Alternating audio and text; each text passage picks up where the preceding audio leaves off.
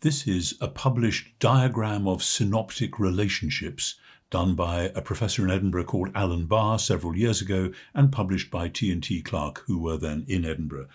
Synoptic because this shows how Matthew, Mark and Luke can be seen side by side. That's what the word synoptic means.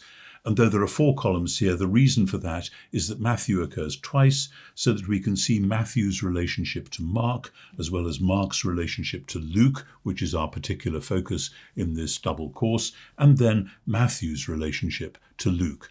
And at a glance, we can see some of the crucial things upon which the interpretation of Luke in particular is based. Here is Mark, and the pink bits of Mark are bits which occur either in Luke or in Matthew or both, whereas the tiny little green bits of Mark are the very few bits of Mark which are exclusive to Mark, which shows you that just about all of Mark is in one or other of the others.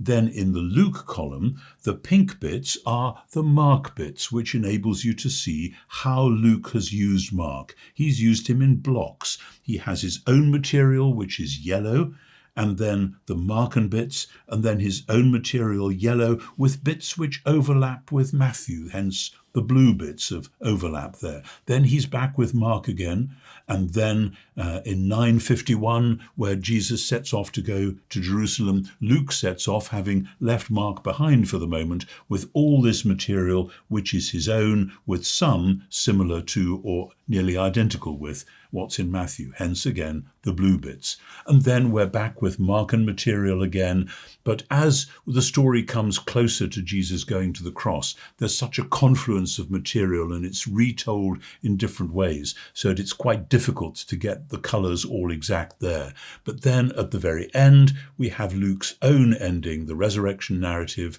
the road to Emmaus, and the final scene ending with the ascension. So all I'm really showing you here, though there's many more details we could happily explore on another occasion, is the way in which it seems that Luke has used Mark in blocks here and here and here.